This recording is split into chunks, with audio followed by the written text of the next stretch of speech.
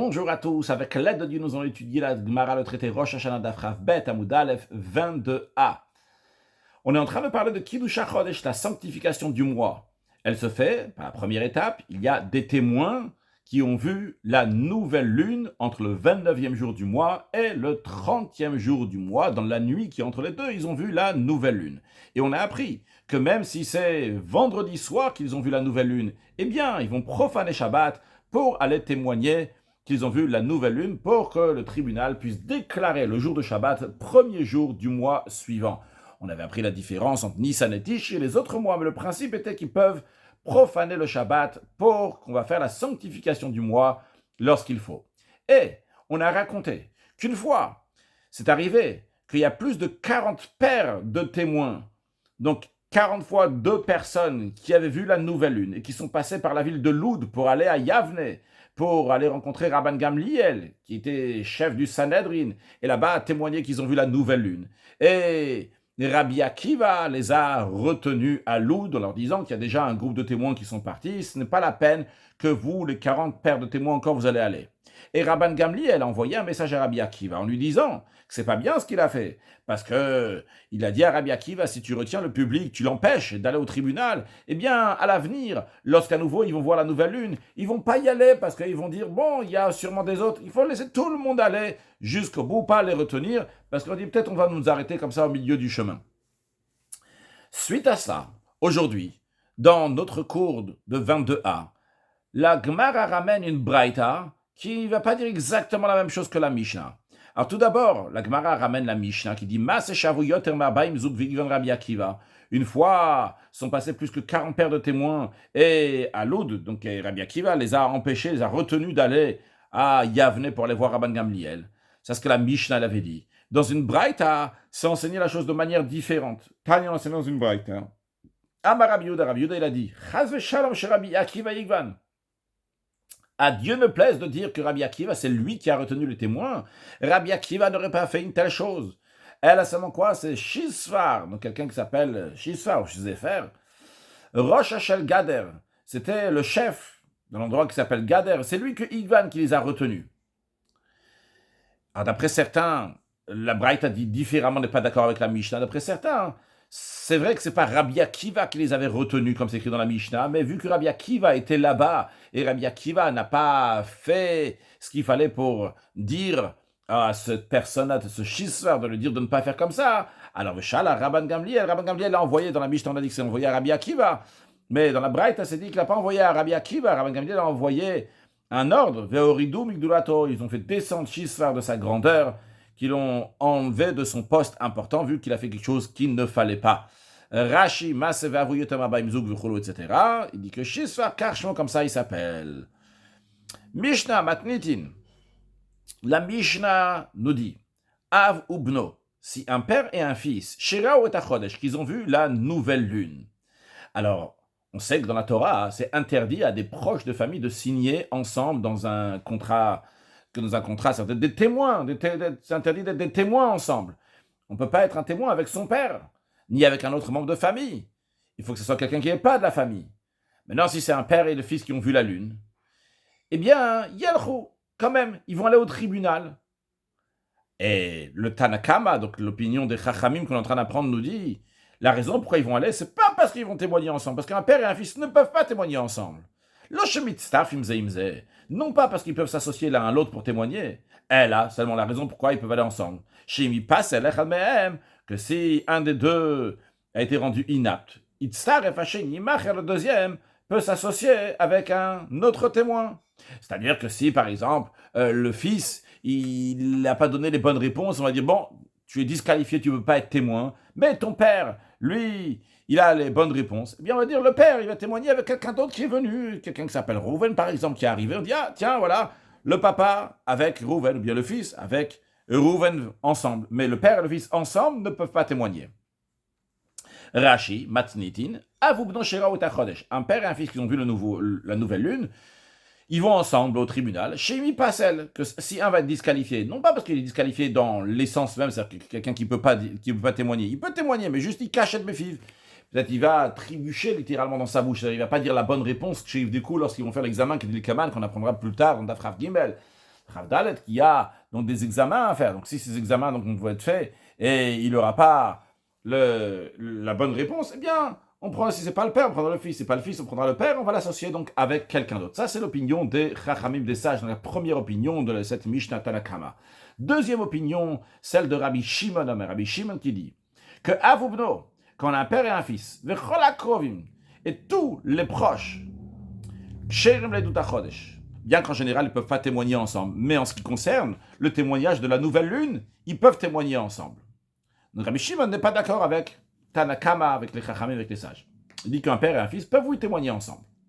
Amar Rabbi Yossé. Rabbi Yossé n'est pas d'accord avec Rabbi Shimon. Rabbi Yossé est d'accord avec le Tanakama, avec les Chachamim, avec les sages.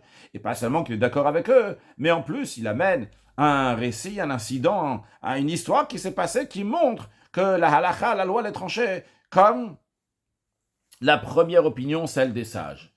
Maase betuvia arofé. Il y a un incident, une histoire qui est arrivée avec Tuvia le médecin, Shera et Achodesh Birushalayim, qu'il a vu la nouvelle lune à Yerushalayim. Uvno, son fils aussi a vu la nouvelle lune. Ve Avdo et son serviteur, quand on dit un serviteur, c'est un serviteur cananéen, mais ce serviteur cananéen, donc il n'était pas juif, mais Shukrar, il a été affranchi, et donc il était devenu entièrement juif. Donc ils étaient trois à avoir vu la nouvelle lune. Donc Tuvia, son fils et son serviteur. Et donc ils sont partis au tribunal. Les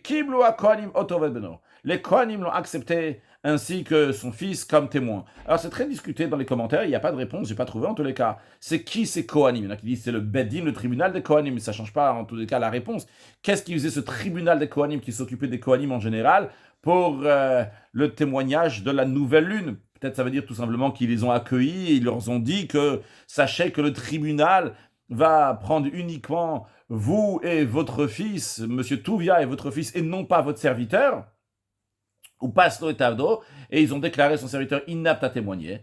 Donc ça, c'était quand ils sont partis chez ces Kohanim-là. Mais après, chez Baolif de Benin, lorsqu'ils sont venus devant le tribunal, que lui, il va décider le Kiddush HaChodesh, la sanctification du mois, eh bien, Kiblu Otovet Avdo, ils ont reçu Tuvia en tant que témoin avec son serviteur, que maintenant il était juif, mais au Paso et Beno, mais ils ont déclaré son fils inapte à témoigner avec le père, parce qu'un père et un fils ne peuvent pas témoigner ensemble. Donc si on récapitule, nous avons dans la Mishnah l'opinion de Tanakama, des Chachamim, des sages, qui disent qu'un père et un fils ne peuvent pas témoigner ensemble. L'opinion de Rabbi Shimon qui dit qu'on peut, oui, un père et un fils peuvent témoigner ensemble, bien évidemment quand on parle uniquement dans le contexte de, voilà, avoir vu la nouvelle lune, pas dans les autres contextes, mais dans ce contexte-là, un père et un fils peuvent témoigner ensemble. Puis après, nous avons Rabbi Yossé qui rejoint la première opinion, celle des sages, celle de Tanakama, avec un incident, quelque chose qui est arrivé, qu'on voit clairement que le tribunal n'a pas accepté Tuvia avec son fils, mais Tuvia uniquement avec son serviteur, tandis que les Kohanim, eux, n'ont pas reçu le serviteur. Ils ont dit le serviteur, il ne peut pas témoigner, bien qu'il était libéré, il était affranchi, il était juif. Et par contre, le père et le fils, d'après eux, pouvaient témoigner le Kiddush HaChodesh pour la sanctification du mois. Alors, approfondissons ces opinions dans la Gemara. Amar Rabbi Levi a dit, Maïtama de Rabbi Shimon, quelle est la raison de Rabbi Shimon? Réponse, la Gemara nous dit, dictive, il est écrit, Vayomer Hashem el Moshe el Aaron be'eret Mitzrayim lemor. C'était 15 jours avant la sortie d'Égypte de l'an 2448. Dieu s'est adressé à Moshe et à Aaron en terre d'Égypte en leur disant, il leur a donné le calendrier lunaire pour le peuple juif. Il leur a dit, Ha-chodesh hazeh lachem. Ce mois-ci sera pour vous le premier mois, etc., le mois de Nissan. Mais il leur a montré la nouvelle lune lorsque il leur a dit, Ha-chodesh hazeh lachem. Quand vous voyez cette nouvelle lune qu'on est en train de se renouveler, c'est comme ça que vous allez savoir que c'est le nouveau mois. L'expression qui est disée à Chodesh Hazeh, lachem, ce mot lachem qu'a priori en plus, qui n'est pas nécessaire, Dieu il aurait pu dire à Chodesh Hazeh, ce mois-là, ce renouvellement de lune à partir du mois de Nissan. Pourquoi il y a besoin de dire lachem pour vous?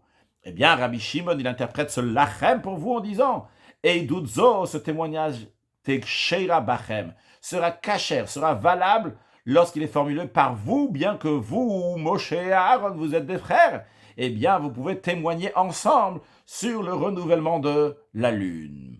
Rashi, Tekshera Bachem, ce que Dieu il est en train de dire à Moshe et à Aaron, c'est pas juste comme ça, ce mois-là, l'Achem sera pour vous, il sera caché, il sera valable, s'il y a un témoignage qui est Bachem par vous, va falpichem achim, bien que vous êtes des frères, eh bien, deux frères peuvent témoigner ensemble pour le renouvellement de la lune, qu'on a dit aussi, donc de proches de famille, en l'occurrence, dans l'histoire de la Mishnah, le père et le fils peuvent témoigner ensemble qu'ils ont vu la nouvelle lune.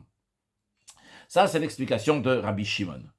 Verabanan et les sages, qu'est-ce qu'ils vont faire de ce verset, ce mot lachem qui a priori est en plus? Alors eux, ils vont dire, pourquoi Dieu il a dit à Chodesh Hazel, lachem pour vous? C'est pour dire, Eidudzo, ce témoignage-là, Temsura lachem, sera placé sous votre juridiction. C'est-à-dire que c'est vous, des gens importants comme vous dans les générations à venir, qui pourront décider, recevoir des témoins, écouter des témoins. Comme Rashi nous dit, Temsura lachem, la chachouv et ador. Ça sera pour les gens éminents, importants de la génération. Animos, je donne chez Kablu Aedut, qui vont recevoir le témoignage, Veikachu à Chodesh, qui vont sanctifier le nouveau mois. D'après les Rabbanan, le mot lachem n'est pas venu ici pour rendre valable, pour rendre cachère des proches de famille. Donc on a compris en tous les cas l'opinion de Rabbi Shimon et l'opinion de Rabbanan des sages. À la fin de la Mishnah, on nous disait que Rabbi Yosse, il a dit, donc l'opinion comme les Chachamim, comme les sages, il a dit Maseh betuvia rofe, il a dit donc il y a un incident, une histoire qui est arrivée avec Tuvia le médecin, etc., dans lequel on voit que le père et le fils ne peuvent pas témoigner ensemble, mais le père avec un serviteur peut, oui, témoigner ensemble. Alors, Amar Rav Chanan bar Rava. Rav Chanan bar Rava, il a dit, Hilcheta kerabi. La lacha, elle est conforme à l'opinion, que Rabbi Shimon, la lacha, elle est conforme à l'opinion de Rabbi Shimon. Donc ça, c'est que retenons le nom, c'est Rav Chanan bar Rava qui a dit ça, Rav Chanan. Amar le Ravuna, Ravuna il a dit les Rav Chanan bar Rava, il a dit Rav Chanan bar Rava, il lui a dit, comment toi, Rav Chanan bar Rava, tu peux me dire que la halakha, elle est comme Rabbi Shimon qui dit qu'un père et un fils peuvent témoigner ensemble? Mais t'as vu la fin de la Mishnah? Rabbi Yosse, c'est l'opinion de Rabbi Yosse, ou Masse, et il y a l'histoire qui est arrivée avec Tuvia. Rabbi Shimon, dans l'histoire avec Tuvia, on voit clairement que le tribunal a dit que le père et le fils ne peuvent pas témoigner ensemble. Et toi, tu dis que la halakha, elle est comme Rabbi Shimon. D'après certains, ici, la question, elle est que quand on a l'opinion de Rabbi Shimon, l'opinion de Rabbi Yosse, eh bien, Rabbi Yosse, la halakha, elle est comme lui.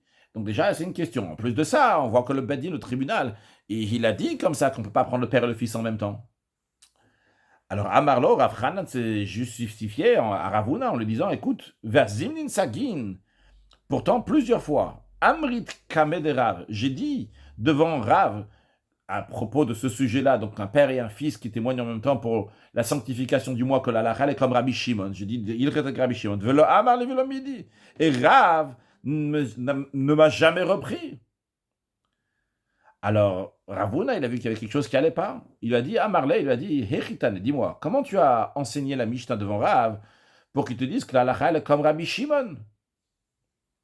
Alors, Rav Chanan Barava, il a récité la Mishnah devant Rav Huna, et il s'est avéré que Amarle, la manière que Rav Huna, Amarle, il lui a dit, donc Rav Huna, il a dit à Rav Chanan, il a dit à Rav Huna, il lui a dit comment la Mishnah, il a toujours présenté devant Rav, et il s'avère que c'était Ipra. Il s'avère que la manière, comment Rav Chanan récitait la Mishnah devant Rav, il a inversé les noms. C'est-à-dire qu'à la place de Rabbi Shimon, il a dit Rabbi Yosse, et à la place de Rabbi Yosse, il a dit Rabbi Shimon. Ce qui en sortait d'après cela, dans la Mishnah, Rabbi Yosse, c'est celui qui dit que le père et le fils peuvent témoigner ensemble, et que Rabbi Shimon, c'est lui qui a dit que, comme les sages, comme le Tanakama, comme la première opinion, et qui ramène l'histoire, le mas, c'est ce qui est passé dans le tribunal, dans lequel on voit qu'un père et un fils ne peuvent pas témoigner ensemble. Alors, quand Ravuna il a entendu que Rav Chanan avait inversé les noms dans la Mishnah quand il est présenté devant Rav, alors Amarle il lui a dit Mishum hachi lo amarlach velo midi. C'est la raison pour laquelle que Rav t'a jamais rien dit. Rashi, Hechitanit. Donc Ravuna il a dit à Rav Chanan, comment tu as enseigné Matnitin, la Mishnah Kamed de Rav devant Rav? Mi amarchir, qui tu as dit qu'ils permettent que le père et le fils vont témoigner ensemble, ou mi apos, et qui tu as dit que lui, il interdit que le père et le fils vont témoigner ensemble pour Kiddush HaChodesh? Alors, il a présenté la Mishnah, et il s'avère que la manière qu'il présentait la Mishnah devant Rav, comment Rav Chanan présentait la Mishnah devant Rav, c'était Ibra, c'était à l'inverse. Qu'est-ce que ça veut dire l'inverse? Que Tanina, Rabbi Yosse, la manière qu'il enseignait, c'est que Rabbi Yosse, il dit Avubno, que le père et le fils de Cholakovim et tous les membres de famille qui sont proches, Kshérim, ils sont valables pour témoigner ensemble.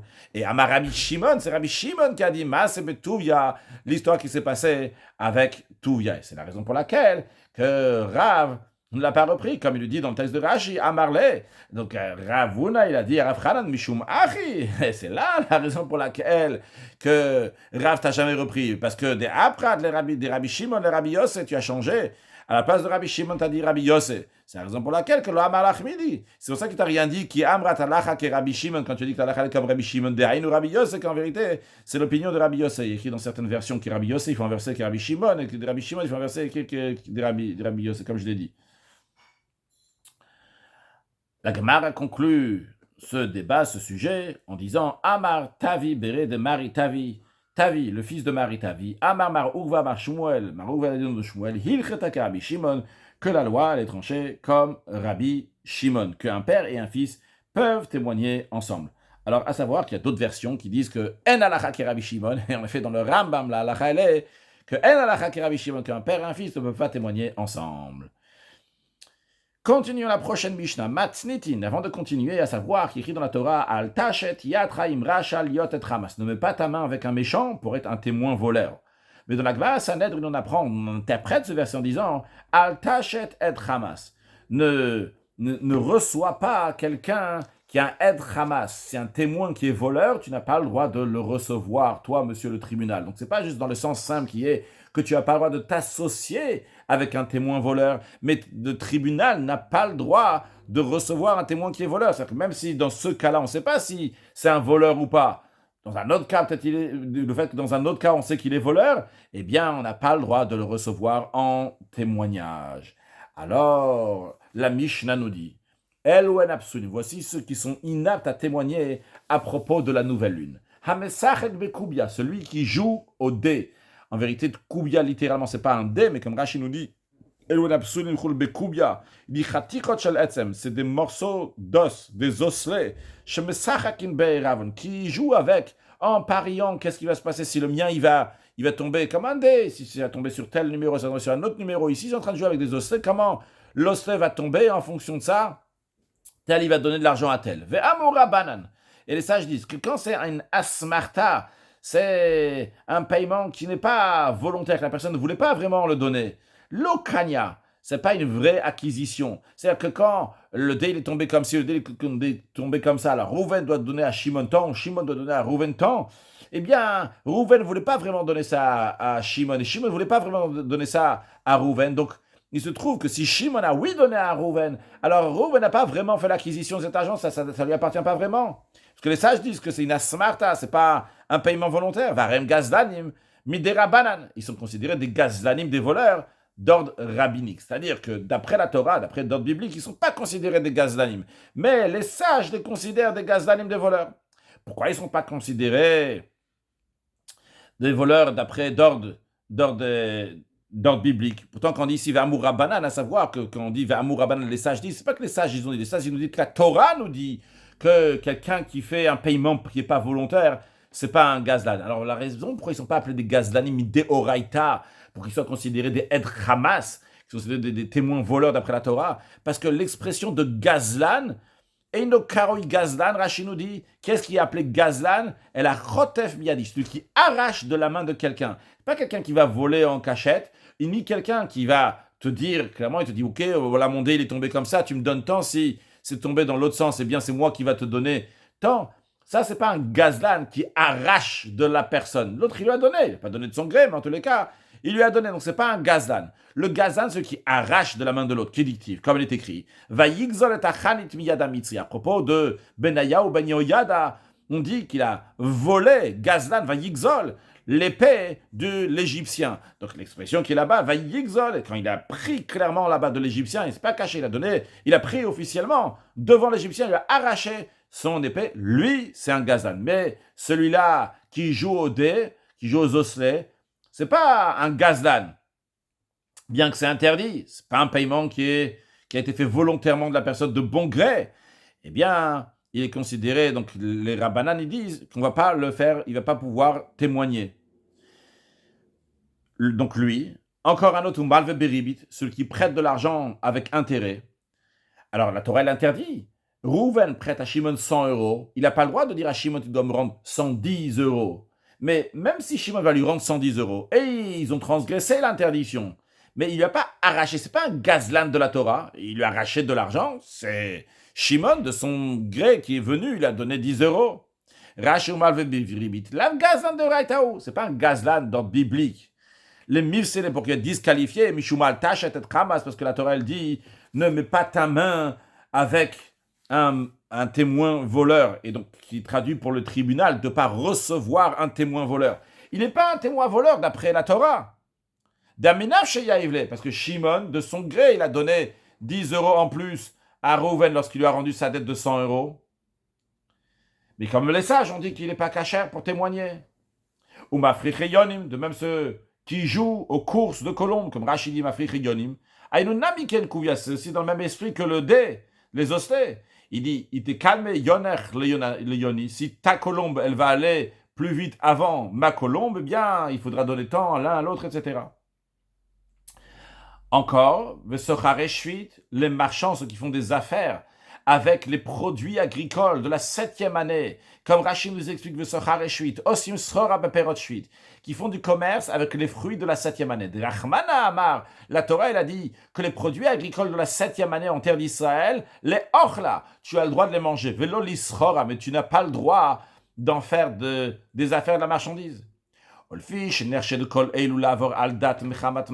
principe des 4 qu'on vient de mentionner, vu qu'on les soupçonne de transgresser ce que la Torah elle dit pour gagner de l'argent, alors kol et nershedu on les a aussi soupçonnés qui ont témoigné à faux, on va leur donner de l'argent ou bien un pot de vin, un cadeau, eh bien ils vont aller témoigner à faux. C'est la raison pour laquelle, vu que ces gens-là ne sont pas clean dans l'argent, même qu'ils ne sont pas voleurs, ils ne sont pas des gazdanim, mais quand même, on dit on les soupçonne, c'est des gens qui font différentes choses pour gagner de l'argent de manière que la Torah elle ne veut pas, eh bien on les soupçonne que c'est des faux, ils vont pas témoigner pour de vrai si on va leur donner de l'argent, et donc c'est la raison pour laquelle qu'on ne peut pas les recevoir en tant que témoins s'ils ont vu la nouvelle lune. De même Vavadim, de même des esclaves cananéens qui ne sont pas juifs, on ne peut pas les recevoir en tant que témoins. Zéaklal, voici la règle générale qui s'applique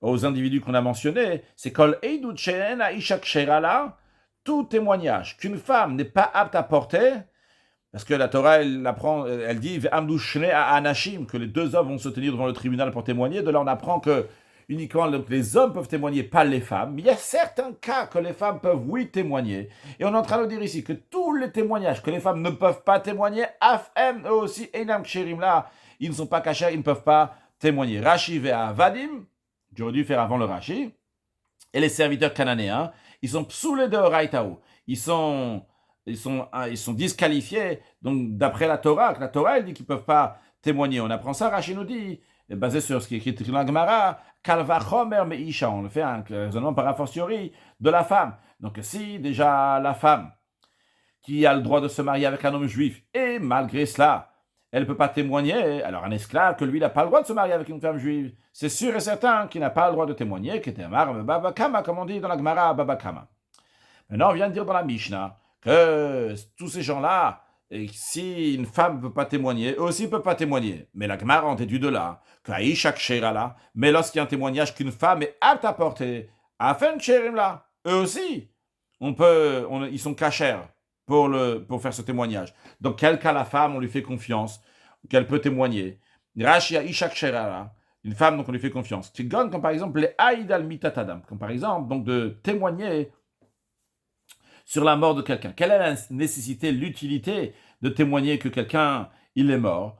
Eh bien, les asietishto, que par cela, on va pouvoir marier sa femme, que sa femme va pouvoir se remarier. Donc les sages, ils ont été indulgents dans ce cas. Ils ont permis, même à ceux qui sont inaptes en général, de témoigner d'après la Torah, comme par exemple les femmes, les esclaves, eh bien quand même, ils vont pouvoir porter leur témoignage.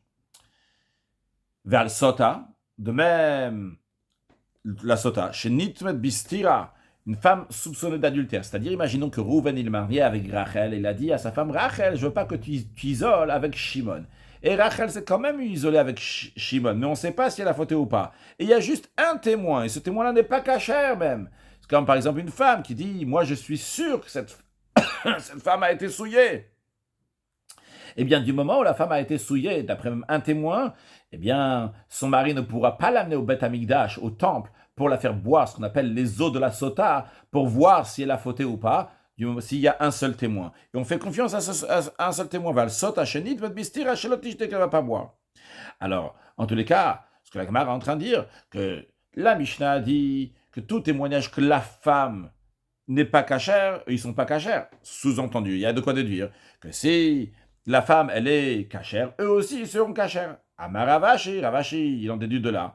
Zot omeret, cela veut dire, on peut en déduire, que Gazlan dédit vraiment que si c'est un voleur, non pas d'ordre biblique, mais il est considéré voleur, donc d'ordre rabbinique, Kshérin, d'après certaines versions, c'est kasher, vu qu'on parle au singulier d'un Gazlan, donc kasher, il est valable, Eidutisha, pour le témoignage d'une femme. Mais si c'est un gazlan d'ordre biblique, alors là, on ne lui fait pas confiance. Même dans des cas où on fait confiance à une femme, on ne fera pas confiance à ce gazlan, à ce voleur. Rachil Eidut Isha, la tira leinase, pour permettre à la femme de se marier, d'aka gazlan de divrem, uniquement si c'est un voleur, que les rabbiniques, dans le rabbinique, on le considère un gazdan.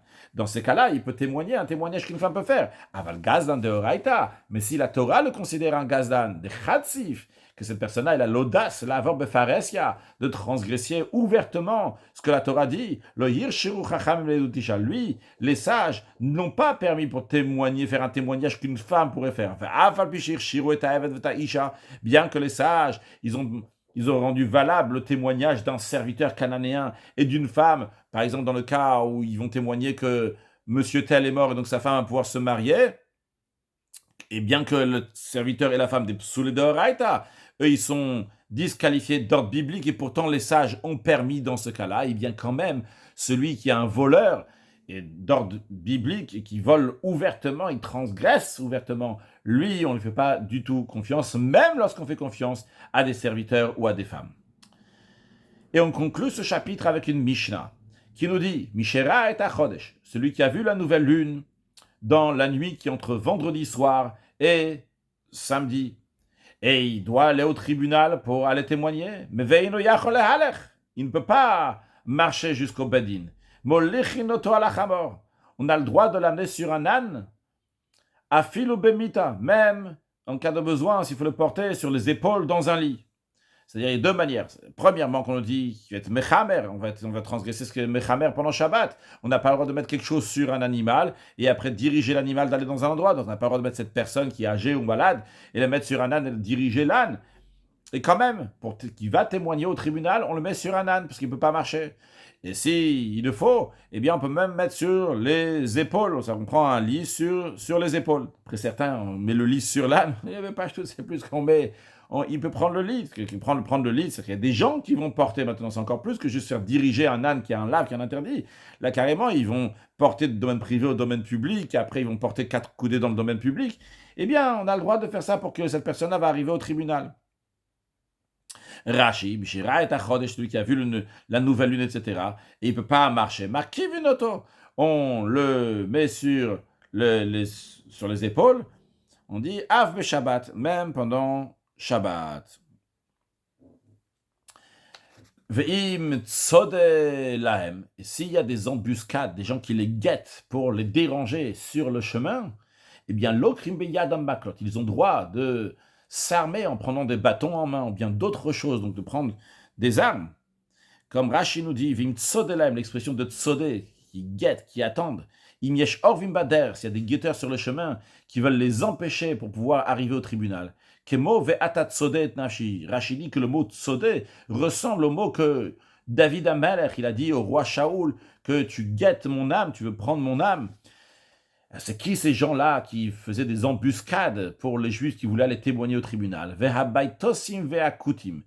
Les élèves de Baitos et les Cutéens, et Mayu Orvim Lahem, c'est eux qui guettaient les Juifs qui voulaient témoigner au tribunal qu'ils avaient vu la nouvelle lune. Les Agvam, pour les retenir, que des Atot et Achachamim, pour tromper les sages. On l'expliquera plus longuement dans la prochaine page. Qu'est-ce qu'ils voulaient faire exactement? Ils voulaient que Rosh Chodesh Nissan va tomber Shabbat, comme ça le premier jour de Pessah sera Shabbat, le deuxième jour sera un dimanche, on expliquera pourquoi, mais en tous les cas, donc ils voulaient comme ça embrouiller les sages, les tromper dans les calculs. Donc des fois, il y avait besoin d'avoir des armes pour les dissuader de leurs intentions. Encore plus que ça, on le dit, si la distance jusqu'à Yerushalayim, jusqu'à l'endroit, en tous les cas où le tribunal se trouvait, la distance elle est grande. Ils ont le droit de prendre avec eux de la nourriture.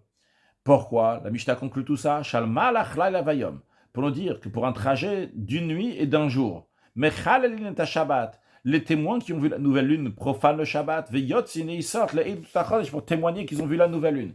La Mishnah nous souligne évidemment pour le trajet d'une nuit et d'un jour, parce qu'il faut qu'ils arrivent le lendemain, c'est-à-dire qu'ils ont vu la lune vendredi soir, il faut qu'ils arrivent Shabbat dans la journée, parce que s'ils arrivent après Shabbat, ça ne sera pas utile qu'ils viennent après Shabbat, parce que le tribunal n'aura pas sanctifié le nouveau mois le jour du Shabbat, s'ils viennent après Shabbat. Mais si c'est une distance d'un trajet d'une nuit et d'un jour qui peuvent arriver avant la fin de Shabbat, eh bien, ils profanent le Shabbat, comme nous l'avons vu dans cette Mishnah.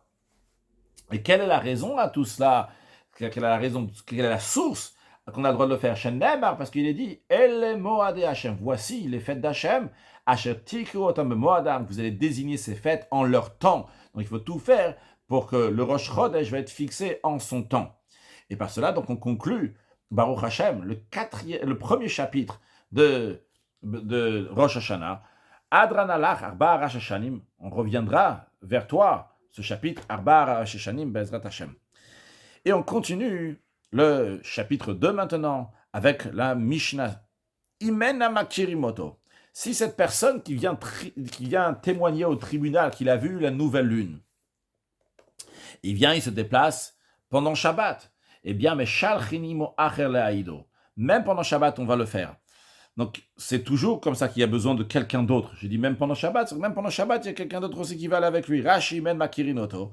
Imen Bedin Makirin Taet. Si le tribunal ne connaît pas ce témoin, Imneman, si c'est quelqu'un de fidèle, de loyal, de crédible, Vekasheru, donc il est valable pour témoigner, ou bien peut-être c'est un menteur, peut-être c'est un QT1, un Baitos, quelqu'un donc qui veut changer les comptes du tribunal, eh bien, pour être sûr que son témoignage va être reçu, eh bien, Meshalchinimo Achelaido, on envoie quelqu'un d'autre pour témoigner avec lui.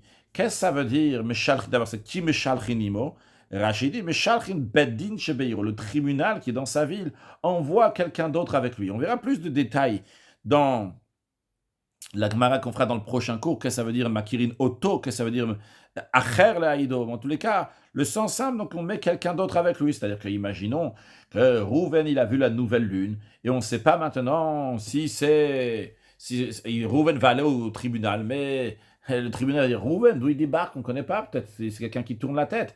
Alors le tribunal qui est local va envoyer des gens qui vont témoigner que Rouven, c'est quelqu'un de bien. Acher imo le aïdalav, donc les autres personnes qui vont aller avec lui vont témoigner sur lui, l'ifte bedina gadol, ils vont être témoins devant le grand tribunal. Le grand tribunal, shemekadesh et achodesh, le grand tribunal sanctifie le mois, eh bien, ils vont témoigner devant, ou shemekadesh et achodesh, d'après une autre version. Donc il va témoigner. Donc, la Mishnah rajoute que Barishon, en vérité, à l'origine, au début, il n'y avait pas besoin d'amener deux témoins qui vont témoigner sur Rouven. Parce qu'au début, au début, n'importe quelle personne, n'importe quel homme juif qui vient et qui dit que j'ai vu la nouvelle lune, on lui fait confiance. Comme on fait de la Torah, il dit de faire confiance à deux témoins en général, toujours.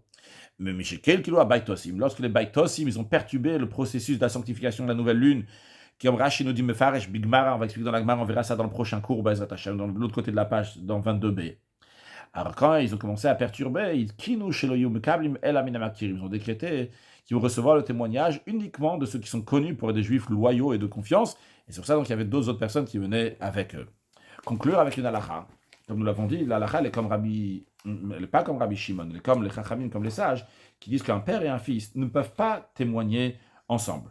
Quel est le raisonnement de Rabbi Shimon? Le raisonnement de Rabbi Shimon, le Rabbi explique, basé sur ce qui est écrit donc par si je ne me trompe pas, c'est Rabbi Maharash qui explique ça, que vu qu'on a aussi le Kiddush HaChodesh al Pi HaRe'iyah, vu qu'il y a ce que le témoin il voit, il y a aussi le calcul qui est aussi derrière. Donc, on peut se contenter, même si c'est le père et le fils en même temps. Ça, c'est l'opinion de Rabbi Shimon. Mais la halakha, concrètement, elle est comme les Rabbanan. Pourquoi c'est comme les Rabbanan? Parce que la Torah, elle cherche d'afra des Edreia. Edreia, ça veut dire que c'est rajouté sur le calcul. Le calcul doit rester comme il est, mais en plus de ça, et c'est comme un din, comme tous les dîmes, il y a deux personnes. Alors dans ce cas-là, pourquoi il y a besoin le calcul et aussi donc ces témoins-là? Eh bien, la raison, elle est, parce qu'ici, on parle de quelque chose de fondamental. On parle de Achodesh Hazeh Elachem Rosh Chodashim. Ce Achodesh Hazeh Elachem Rosh Chodashim, ce mois, la sanctification du mois, qui est la première mitzvah qui a été donnée au peuple juif, c'est le but de Torah mitzvot. Toute la Torah et les mitzvot, il commence pas avec Anochi Hashem Elokecha, je suis l'Éternel ton Dieu, etc.